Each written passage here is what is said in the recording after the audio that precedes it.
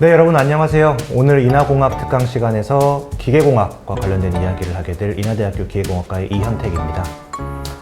오늘 인하공학 특강 시간에는 기계공학을 주제로 기계공학에서는 어떤 것들을 배우고 기계공학을 전공하면 어떤 일들을 할 수 있는지, 그리고 기계공학 분야에 관련된 연구의 미래 발전 방향에 대해서 살펴보는 시간을 갖도록 하겠습니다. 저는 오늘 특강을 맡게 된 인하대학교 기계공학과의 이현택입니다. 네, 꼭 인하대학교 공과대학 학생이 아니더라도 이공계열의 흥미와 적성을 가진 학생들의 상당수가 대학을 선택할 때 공학을 전공으로 진로를 선택한 학생들이 많을 겁니다. 그 중에서 세부 전공을 선택하는 과정에서 기계공학은 다양한 공학과 관련된 전공들과 함께 빠지지 않고 나오는 전공 과목 중에 하나일 겁니다. 사실 기계공학이라는 학문이 이름에서 보았을 때는 무언가 기계에 대해서 배우는 것 같기는 한데, 이게 수학이나 물리처럼 고등학교 때 다루었던 과목도 아니기 때문에 이름만으로는 무엇을 공부하는 학문인지 사실 알기가 어려울 겁니다. 그래서 가장 먼저 공학이란 무엇인지에 대해서 좀 이야기를 하고, 그 안에 속해 있는 기계공학이 무엇인지에 대해서 자세하게 좀 살펴보겠습니다. 여러분들이 인터넷에서 정보를 찾을 때 자주 사용하는 그 녹색창, 검색창 있죠? 그곳에서 공학이라는 단어를 한번 검색해 보면 다양한 정의들이 나옵니다. 그 중에 하나를 살펴보자면, 공학은 기술적 문제를 대상으로 한 학문으로 문제를 발견하고 이에 대한 기술적 해결책을 제시한 학문이다 라고 정의하고 있습니다. 작게는 기술적 문제에 해당되는 것이 자동차 부품을 만드는 일일 수도 있고, 크게는 교통체증 혹은 전 지구적인 기후변화와 같이 다양한 문제가 있을 수 있겠습니다. 공학은 이러한 문제들을 기술적으로 해결하고 그러한 기술을 이용해서 해결책을 제시하기 위한 방법을 찾는 학문이라고 할 수 있겠습니다. 다시 정리하자면, 공학이라는 것은 인간의 삶의 질을 향상시키기 위해서 과학적 지식과 기술을 이용하여 인간에게 유용한 제품을 만드는 학문이라고 할 수 있겠습니다. 여러분들이 처음에 공학이라는 개념에 대해서 이야기를 할 때 가장 쉽게 헷갈리시는 것들 중에 하나가 바로 공학과 과학의 개념일 것입니다. 공학과 과학의 차이가 무엇인지 한번 이야기해 보도록 하겠습니다. 우선 과학이라고 하는 것은 자연세계에서 존재하는 보편적인 진리나 법칙을 발견할 목적의 지식이라고 할 수 있겠습니다. 반면에 공학은 문제를 발견하고 이에 대한 기술적 해결책을 제시하는 것이라고 할 수 있을 것 같고요. 정리하자면, 과학이라는 건 이미 존재하는 것을 발견하는 것이 목적이고, 공학이라는 것은 발견된 것을 기본으로 문제에 대한 기술적 해결책을 제시하는 것이라고 할 수 있겠습니다. 우리가 흔히 중력에 대해서 이야기할 때 사과나무에서 떨어지는 사과를 보고 중력을 찾았다는 뉴턴의 일화를 흔히 알고 있습니다. 사과나무에서 사과가 떨어지는 것을 보고 중력의 법칙에 대해서 발견했다는 뉴턴의 사례에서처럼, 기존에 존재하던 만류 인력이라는 것을 발견하고 그것을 정리하는 학문이 과학일 것이고요. 이렇게 발견된 만류 인력에 대해서 그것을 이용을 해서 높은 곳에서 낮은 곳으로 물이 떨어질 테니 물레방아를 만들어 본다든지, 또는 물레방아가 돌아가면서 힘이 발생될 테니 그 힘을 이용해서 곡식을 빻는 절구를 만든다든지, 이런 식으로 문제를 해결하거나 삶의 질을 향상시키기 위한 기술적 해결책을 제시하는 것이 바로 공학이라고 할 수 있겠습니다. 과학과 공학에 이어서 또 한 가지 이야기할 수 있는 개념 중에 하나가 바로 기술입니다. 과학 사이언스, 공학 엔지니어링, 그리고 기술 테크놀로지, 이 세 가지의 관계를 한번 살펴보겠습니다. 과학은 일반적인 사실과 규칙들에 대한 지식, 그리고 공학은 과학적 지식을 응용하여 문제를 해결하는 것, 그리고 기술은 공학적 도구, 장치, 프로세스 등을 활용하는 능력이라고 이야기를 할 수 있겠습니다. 그렇다고 해서 여기 슬라이드 왼쪽에 나온 것처럼 과학, 공학, 기술 간의 상관관계가 상하로 이루어진 것은 아닙니다. 과학적 지식을 이용해서 공학에 대해 적용을 한다거나, 거꾸로 우리는 기술적인 사실들을 이용을 해서 과학적 사실들을 찾아낼 수도 있습니다. 그렇기 때문에 과학, 공학, 기술은 서로 상호 보완적인 관계에 있다고 보시는 것이 조금 더 맞는 생각일 것 같아요. 자, 이제 그럼 공학에 대한 개념은 어느 정도 알았으니 그 다음으로는 기계공학에 대해서 한번 알아보도록 하겠습니다. 마찬가지로 기계공학이라는 단어를 여러분들이 자주 사용하는 그 인터넷의 녹색 검색창에 넣어서 검색을 한번 해보시면 여러 가지 정의들이 나올 겁니다. 그 중에서 다음과 같은 정의도 확인할 수 있습니다. 기계공학이라는 것은 기계 및 관련 장치의 설비, 설계, 제작, 성능, 이용, 운전 등에 관하여 기초 또는 응용적인 분야를 연구하는 공학이다. 기초적 분야에서는 재료역학, 재료학, 기계역학, 기구학, 유체역학, 연력학 등이 있다. 응용적 분야에서는 기계설계, 기계공자법 등 다양한 응용 분야가 있다라고 설명을 하고 있네요. 사실 이 내용만 봐서는 우리가 생각하고 있는 기계공학이 무엇인지 정확하게 알기가 아직 어렵습니다. 몇 가지 사례들을 조금 더 들어서 한번 이야기를 해보도록 하죠. 가장 먼저 여러분들이 기계공학, 기계공학자 혹은 기계공학을 전공하기를 희망하는 학생들에게 기계공학이란 어떤 모습인가요? 라고 물어본다면 아마 대부분은 이런 모습을 상상을 하고 있을 겁니다. 무언가 어려운 수식을 이용하고 기계 제품을 설계하고 또 일련의 제작 과정을 거쳐서 멋진 기계 장치나 로봇, 로켓과 같은 것들을 만들어내는 일을 하는 사람을 기계공학도의 모습이라고 생각을 아마 하실 것 같습니다. 반면에 기계공학에 대해서 별로 관심이 없거나 혹은 기계공학 분야를 정확히 모르는 사람들이 생각했을 때는 이런 모습으로 비춰질 수도 있을 것 같습니다. 단순하게 기계를 조립을 한다거나 장치를 제작하는 과정에만 집중을 하는 모습들이죠. 이러한 모습이 반은 맞고 반은 틀립니다. 굳이 구분하자면 왼쪽의 사례들은 기계공학을 전공한 엔지니어의 모습에 가까울 수 있고 공학자죠. 그리고 오른쪽의 사례는 기술자에 가깝다고 할 수 있겠습니다. 우리가 조금 전에 이야기했던 공학과 기술의 차이를 생각해 보시면 그 차이를 조금은 아실 수 있을 것 같습니다. 공학적 기술을 도구로 활용하는 사람으로서 우리가 볼 수 있을 것 같아요. 그래서 정확하게 얘기하자면 기계공학자라는 모습은 왼쪽에 있는 모습과 조금은 더 가까운 모습이라고 할 수 있을 것 같습니다. 네, 이번에는 기계공학, Mechanical Engineering이라는 단어를 한번 살펴보도록 하겠습니다. 네, 기계공학, 영어로는 Mechanical Engineering이라고 말하죠. 그래서 Mechanical Engineering에서 앞쪽에 있는 Mechanical이라는 단어가 대부분의 사람들이 기계를 뜻하는 머신에서 어원을 두고 있다고 생각하실 수도 있을 것 같아요. 저도 무언가 기계공학이라는 단어를 처음 접했을 때 그렇게 쉽게 생각을 하기도 했고요. Nope. 하지만 정확하게 이야기하자면 메카니컬은 메카닉스, 그러니까 역학이라는 단어에서 그 어원을 두고 있습니다. 그러니까 다시 표현하자면 기계공학은 역학에 대해서 다루는 학문입니다. 역학이라고 하는 것은 어떠한 물체 혹은 시스템에 작용하는 힘과 에너지를 다루는 학문입니다.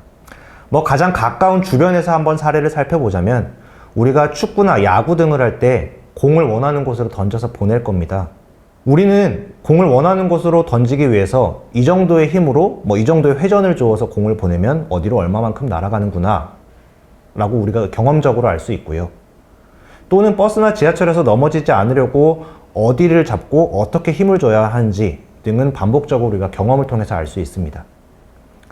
기계공학에서는 이렇게 경험적으로 인식하고 느끼던 것들을 힘 혹은 에너지에 관한 것들의 관점에서 이것들을 분석하고 가해진 힘과 주변에서 발생하는 저항력 등을 분석하고 예측하는 일들을 하는 것이 기계공학입니다. 또 다른 사례로 추운 날에 몸을 녹이기 위해서는 난로 주변이나 아니면 바람을 피해서 건물 안으로 들어갑니다. 이러한 것을 에너지의 관점에서 보자면 열 에너지를 얻고 혹은 열 에너지를 주변으로 뺏기지 않으려고 하는 행동으로 이해할 수 있습니다. 이렇듯 에너지의 효율을 극대화하기 위한 여러 가지 일련의 과정들을 기술적으로 연구하는 것이 기계공학에서 하는 일이라고 할 수 있겠습니다. 기계공학에서 다루는 이 역학이라는 것은 또다시 크게 네 가지 분류로 우리는 나눌 수 있습니다. 바로 고체역학, 동력학, 연력학, 유체역학, 이렇게 네 가지 분야입니다.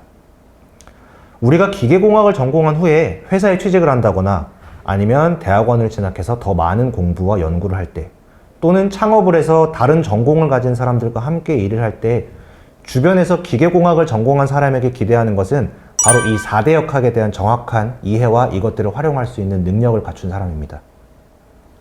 그래서 기계공학을 전공한다면 바로 이 4대 역학에 대해서 배운다고 생각하셔도 크게 틀린 말은 아닐 것 같습니다. 그렇다면 우리는 이 4대 역학이 정확히 무엇을 의미하는지에 대해서 조금 더 자세하게 알아야 될 필요가 있어 보입니다. 바로 이 정력학, 동력학, 연력학, 유체역학에 대해서 조금 더 자세히 살펴보도록 하겠습니다. 네, 먼저 고체역학입니다. 재료의 물성에 기반한 고체의 힘, 평형, 변형 등을 다루는 학문이다 라고 적어 두었습니다.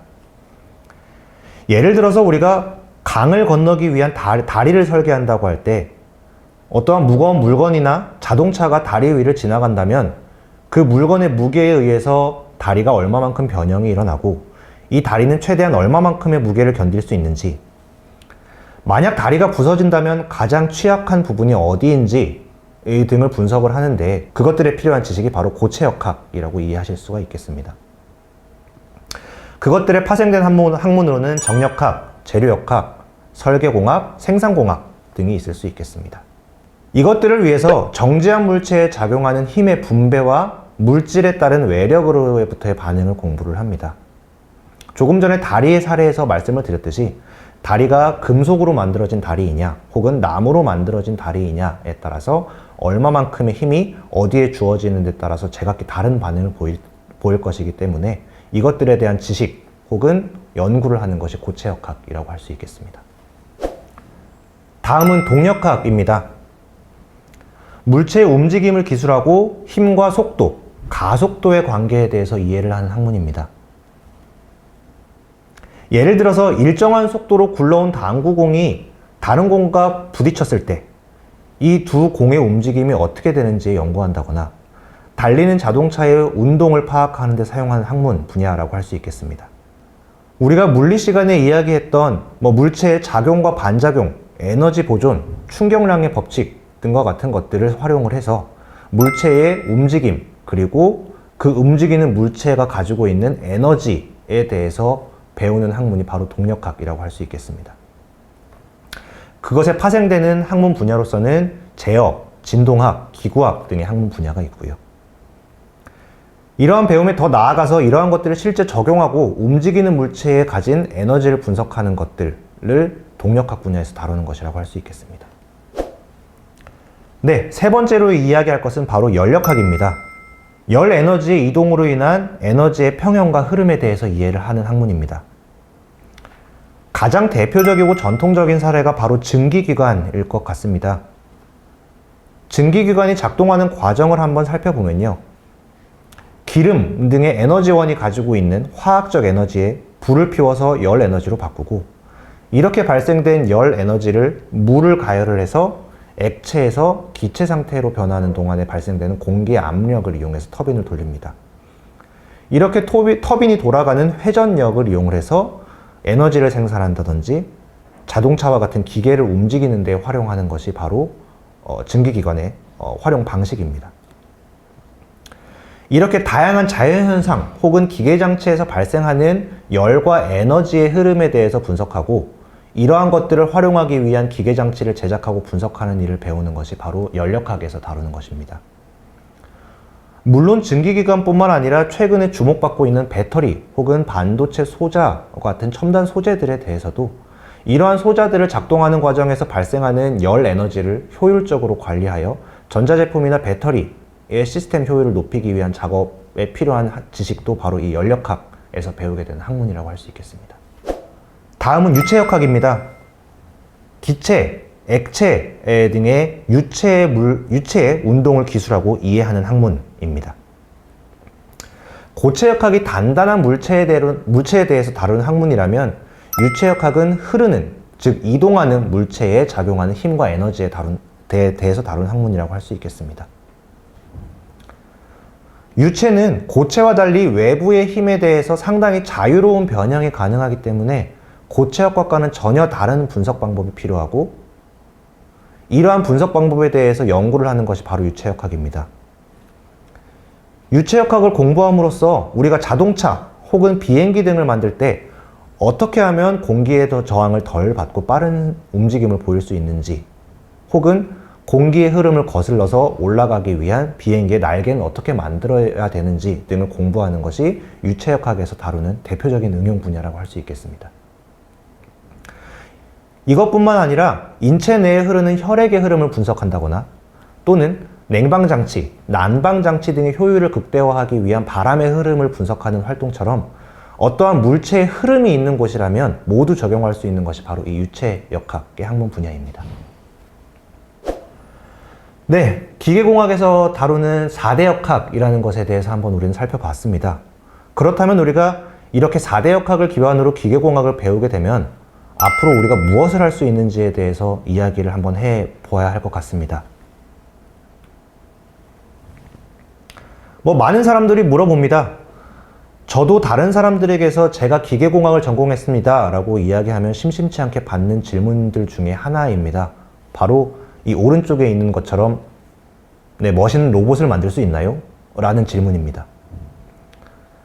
우리가 배웠던 고체역학, 동력학, 연력학, 유체역학 등의 지식을 총망라한다면 이러한 로봇을 만드는 일은 어려운 일이 아닙니다. 바로 이 아이언맨을 만드는 데 있어서 우리가 배운 4대 역학이 어떻게 적용을 할 수 있는지 한번 살펴보겠습니다. 우리가 배웠던 고체역학 등에 대한 지식은요, 아이언맨의 외부의 골격을 제작하고 그것들을 생산하기 위한 공정에 대한 지식에 활용될 수 있습니다. 동력학적인 지식은요, 이러한 로봇이 날아갈 때 혹은 아주 빠른 속도로 팔, 다리를 움직여야 할 때 어떠한 힘과 에너지를 작용해야 하고 그 안쪽에 있는 사람은 어떠한 식으로 보호해야 할 수 있을지에 대해서 이야기할 수 있습니다. 그 다음 연력학에 대한 지식은요, 우리가 이야기하는 높은 에너지원, 보통 아이언맨에서는 가운데에 있는 에너지원을 사용을 한다고 하죠. 이렇게 발생된 높은 에너지원으로부터 발생되는 다양한 에너지를 전기적 에너지 혹은 다른 운동 에너지로 변환시켜서 아이언맨을 움직이고 적들을 공격할 때 사용할 수 있는 힘으로 사용하는 방식에 대해서 전환하는 것이 연력학적인 지식으로 해결할 수 있는 문제일 것입니다. 유체역학적인 지식은 공중에 날아가는 동안에 빠른 속도로 흐르는 유체의 공기의 흐름을 어떻게 조절하는지에 대해서 당연히 이야기할 수 있을 것 같습니다. 물론 기계공학적인 지식만을 가지고 이러한 멋진 아이언맨을 만드는 것은 불가능할 수 있겠습니다. 다만 아이언맨 같은 멋진 기계장치 혹은 기계 시스템을 만드는 과정에 있어서 전반적으로 필요한 큰 뼈대부터 세부 분야까지 기계공학이 들어가지 않는 분야는 없을 것입니다. 따라서 공학기술이 발전하고 이러한 멋진 로봇에 대한 수요가 늘어난다면 언젠가는 우리가 이러한 로봇들을 만들게 될 텐데, 이때 기계공학을 전공을 한 사람들만이 큰 그림을 보고 이러한 전체 시스템을 설계를 하는 것에 대한 지식을 이야기할 수 있을 것입니다. 그러면 조금 더 현실적인 사례들을 보면서 이야기를 하겠습니다. 기계공학이 아우를 수 있는 산업 분야는 동력을 발생시킬 수 있는 자동차나 항공기와 같은 기계 설계에서부터 에너지, 플랜트 혹은 전자제품, 로봇, 마이크로, 나노 기술과 같이 다양한 범위에서 광범위한 적용이 가능한 학문입니다. 4대 역학을 모르면 기계공학을 전공했다고 말할 수 없습니다만 4대 역학에서는 다루는 분야가 상당히 넓기 때문에 이러한 4대 역학에 대한 자세한 내용을 기계공학을 전공하는 학생들이 모두 알기는 사실 어려울 수 있습니다. 하지만 각각의 세분화된 내용들에 대해서 자세한 내용으로 알고 있다면 우리가 산업 현장에서 활용할 수 있는 이처럼 다양한 자동차나 에너지 플랜트, 로봇 기술과 같이 다양한 세부 분야에 적용할 수 있는 것들이 바로 우리 기계공학을 배웠을 때 할 수 있는 것이라고 할 수 있겠습니다. 함께 살펴보신 것처럼 기계공학은 다양한 첨단 분야의 산업에서 활용할 수 있는 학문입니다. 당연히 우리 인하대학교 기계공학과도 이러한 첨단 기술의 발전에 맞추어서 그에 걸맞은 교육과 연구에 힘쓰고 있습니다.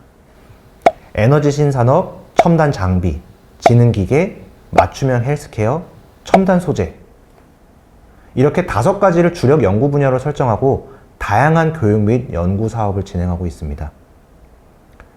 인하대학교 용현동 캠퍼스와 산학융합원이 각각 인천의 용현동과 송도에 위치해 있는데요. 덕분에 주변의 다양한 산업단지와 연구소들과 함께 협업을 하기에 아주 용이합니다. 그래서 우리는 이렇게 지정학적인 위치와 다양한 연구 분야를 바탕으로 많은 첨단 분야에 대한 교육과 연구를 진행을 하고 있습니다. 그렇다면 각각의 분야에서 산업 혹은 연구와 관련지어선 어떠한 적용 분야가 있을지에 대해서도 한번 자세히 살펴보도록 하겠습니다. 조금 전에 말씀드린 5가지 분야 중에 첫 번째인 지능기계 분야입니다. 인간의 움직임을 모사하거나 작업을 도와줄 수 있는 로보틱스 기술, 또는 이러한 로봇을 아주 작은 크기로 제작하여 다양한 용도로 활용할 수 있는 마이크로 로봇 기술, 이제는 익숙한 기술입니다. 공중을 날아 움직일 수 있는 드론 기술 등은 지능기계의 영역으로서 기계공학의 적용 분야 중 하나입니다. 뿐만 아니라 인공지능 혹은 딥러닝과 같은 기술을 적용을 해요. 자율주행, 스마트 팩토리, 스마트팜 등에 적용하는 것들도 기계공학의 적용 분야 중에 하나라고 이야기할 수 있겠습니다. 이러한 자율주행이나 스마트 팩토리 등 인공지능을 활용하는 것들이 어떻게 기계공학과 연결 지을 수 있겠습니까? 라고 생각하실 수도 있을 텐데요. 컴퓨터 혹은 기계 언어를 사용해서 새로운 형태의 알고리즘을 개발을 하더라도 실제 자동차나 기계를 움직이기 위해서는 역학적 지식을 고려해야 됩니다. 만약에 이러한 역학적 지식을 고려하지 않는다면 실제 산업 현장에서 자연스럽게 움직일 수 있는 제품을 설계를 하는 것은 상당히 어려운 일일 겁니다. 예를 들어서 자율주행 자동차의 경우 자동차의 무게와 속도 등을 고려를 하여 AI 기술이 적절한 가속이나 감속에 대한 이야기를 해줄 수 있어야 할 것입니다. 이럴 때 적절한 값을 설정하기 위해서는 역학을 다루는 기계공학적 지식이 AI와 함께 연동이 되어야만 실제로 적용 가능한 제품으로 거듭날 수 있게 되는 것입니다. 다음은 에너지 산업 분야입니다. 연료전지, 배터리, 수소에너지를 활용한 자동차, 발전 플랜트처럼 에너지를 전환하고 효율을 높이기 위한 기술에도 기계공학이 깊숙하게 관여하고 있습니다. 다양한 형태의 에너지를 활용하기 편한 형태의 에너지로 전환하는 과정에서 에너지의 흐름이나 효율 등을 계산하는 데는 연력학적인 지식의 기본을 이루고 있습니다. 최근 탄소 중립과 같은 친환경 에너지에 대한 관심이 전 세계적으로 증가하고 있는데요. 이러한 수소에너지와 같은 새로운 에너지원을 일상생활이나 산업 현장에 활용하기 위한 다양한 연구를 진행하고 있는 분야 중에 하나라고도 할 수 있겠습니다. 네, 다음은 첨단 기계, 첨단 장비 분야입니다. 가깝게는 우리 일상생활에서 볼 수 있는 다양한 형태의 스마트 가전제품이나 자동차의 생산을 위한 설계 혹은 기계 장치를 구축하는 것뿐만 아니라 이제는 조금 흔하다고 표현할 수 있는 3D 프린팅 기술과 같은 경우 혹은 아주 정밀한 형상 제작이 가능한 마이크로, 나노스케일 3차원 인쇄 장치를 만든다든지 기존의 재료가 아닌 생체 재료를 인쇄할 수 있는 오가노이드 생산 장비 형태로 활용하기 위한 3D 프린팅 기술 또는 반도체 생산에 필수적인 초정밀 가공 장치와 같은 차세대 첨단 기계 혹은 기계 설비를 만들기 위한 연구 또한 기계공학을 전공한 사람이 활발히 활동할 수 있는 기계공학의 적용 분야 중에 하나입니다. 맞춤형 헬스케어 또한 기계공학을 전공한 사람들이 기여할 수 있는 부분이 많은 분야 중에 하나입니다. 언뜻 생각했을 때에는 기계공학과 헬스케어 분야가 전혀 동떨어진 분야인 것처럼 생각하실 수도 있겠습니다. 하지만 사실은 그렇지가 않습니다. 의사들의 정확한 수술을 도와줄 수 있는 수술 로봇 혹은 인체 내부에 직접 들어가서 아픈 곳을 치료를 하는 치료 로봇 이러한 로봇이나 기계 장치들로부터 제공받은 데이터들을 분석하여 정확한 명령을 내려줄 수 있는 정밀 윤로 시스템 개발에 있어서도 기계공학이 할 수 있는 일이 상당히 많습니다. 뿐만 아니라 질병 연구를 위하여 인체 장기를 모사한 장기 칩 제작이나 실제 환자의 몸에 이식할 수 있는 인공심장, 인공관절 등의 제작에 대한 기술에 대한 연구도 빼놓을 수 없는 기계공학의 분야 중에 하나라고 할 수 있습니다. 최근에는 디지털 트윈 기술을 이용하여 신체 내부에서 일어나는 현상들을 가상 공간에서 시뮬레이션하기 위한 연구도 활발히 진행이 되고 있는데요. 이러한 디지털 헬스케어 분야에서도 혈류의 흐름이나 장기의 움직임에 따른 물리적 변형 등을 예측하는 데에도 기계공학적 지식이 많이 필요한 분야 중에 하나라고 할 수 있겠습니다. 마지막 분야인 첨단 소재 분야입니다. 잘 디자인된 첨단 소재의 경우 자동차, 항공기 경량화 혹은 배터리, 바이오 의료 분야, 에너지 소재 등 실제 기계 장치에 적용하여 그 작동 효율을 높이거나 장치의 안전성을 비약적으로 증가시킬 수 있기 때문에 이러한 재료들에 대한 기계적 물성을 파악하고 효과적인 사용처를 찾기 위한 노력들이 많이 이루어지고 있으면서 기계공학 분야에 대한 수요 또한 크게 증가하고 있습니다. 이렇듯 다양한 적용 분야에서 활용이 가능한 것이 기계공학 분야인 만큼 우리 인하대학교에서는 그에 맞추어서 취업과 대학원 진학에 도움이 될 수 있도록 다양한 세부 교육 과정을 개발하고 구성하고 있습니다. 기계공학의 전공 심화 방안으로는 설계 및 생산공학, 응용역학, 전산역학, 에너지 및 파워 시스템, 응용 유체 시스템, 제어 및 로봇 시스템 5가지 트랙을 정하여 교육을 진행을 하고 있습니다.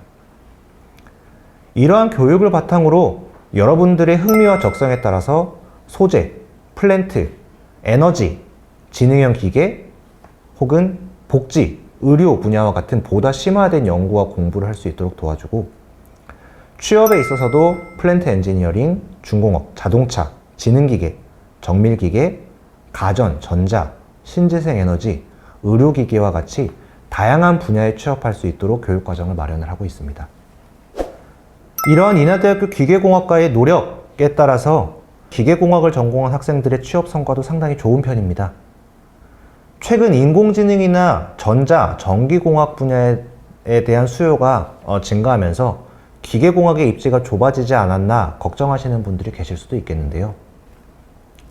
2021년을 기준으로 최근 3년간 약 250여 명의 기계공학과 졸업생들이 국내 4대 기업에 취업을 했고요.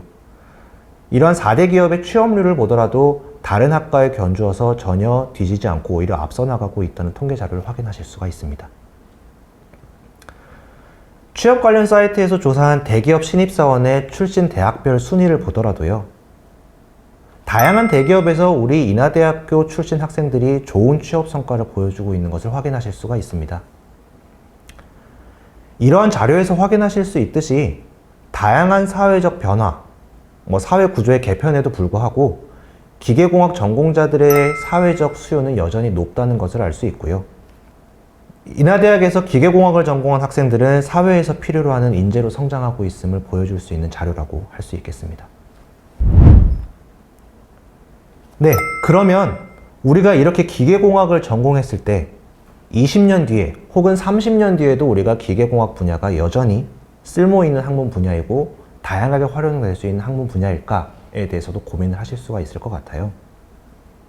그것에 대해서는 바로 이 그림을 가지고 설명을 해야 될 것 같습니다. 사실 공학의 발전이 아주 빨라지게 됨에 따라서 20년 뒤 혹은 30년 뒤에 우리의 삶의 모습이 어떻게 달라질지를 예측하는 것은 상당히 힘든 일입니다. 사실 저도 그것을 예측하기는 상당히 힘들고요. 하지만 20년, 30년 뒤에 어떤 기술이 우리의 삶에 적용이 되고 있을지를 궁금하다면 그것에 대해서 알 수 있는 것들 중에 하나가 바로 공상과학 만화 혹은 공상과학 영화를 살펴보는 것입니다. 여기 있는 이 그림은 이정문 화백께서 1965년에 발표한 서기 2000년대 생활을 이모저모라는 그림입니다. 그 형태나 모습은 조금씩 다르지만 대부분 실현되어 있습니다. 태양열을 이용한 집. 우리는 지금 태양열 혹은 태양광을 적절히 활용해서 전기 에너지를 생산을 하고 있고요. 집에서 전파신문이라고 나타나 있는 TV. 이제는 너무나 익숙합니다. 전기자동차 또한 이제는 우리 삶에 깊숙이 들어와 있는 사례이기도 하고요. 움직이는 도로라고 만들어진 여기 만화의 내용 또한 우리는 에스컬레이터 혹은 무빙워크의 개념으로 쉽게 사용을 하고 있습니다. 소형 TV 전화기 같은 경우는 내 스마트폰으로 구현이 되어서 여러분들 손에 하나씩 다 가지고 있을 겁니다. 부엌에서 오늘의 메뉴를 소개시켜주는 TV와 같은 인터페이스를 가진 기계 장치들도 최근에는 냉장고와 함께 결합이 되어서 사람들이 사용을 하고 있습니다. 사람의 치료를 도와주는 의료로봇 같은 경우도 최근에 많이 개발이 돼서 활용이 되고 있을 뿐만 아니라 원격으로 수업을 듣거나 강의를 듣는 것 또한 최근엔 아주 익숙해진 모습이기도 합니다. 청소를 도와주는 로봇, 아니면 달나라를 여행하는 로켓과 같은 것들, 1965년에 만들어진 이러한 공상과학 만화들이 최근에 실현된 것을 보았을 때 최근에 공상과학 만화 혹은 영화들을 본다면 앞으로 어떠한 기술이 우리나라 혹은 전 세계의 삶에 적용되는지 알 수 있을 것입니다. 이런 다양한 사례에서 볼 수 있겠지만 우리가 기계장치 혹은 기구장치를 활용을 하는 삶이 지속된다면 기계공학 분야에서의 적용 분야는 꾸준히 그 수요가 증가할 것이라고 생각을 합니다. 오늘 소개해드린 기계공학을 한마디로 정리하자면 다음과 같이 이야기할 수 있을 것 같습니다. If something moves or uses energy, a mechanical engineer was probably involved in its design or production. 무언가가 움직이거나 에너지를 사용한다면 반드시 기계공학자가 설계 또는 생산에 관여했을 것이다. 모쪼록 이번 특강을 통해서 여러분들이 기계공학에 대한 이해도가 조금 더 증가했고 더 나아가서 기계공학 분야에 대한 흥미가 생기셨기를 바랍니다. 네, 긴 시간 경청해 주셔서 감사합니다. 이것으로 인하공학 특강을 마치도록 하겠습니다. 감사합니다.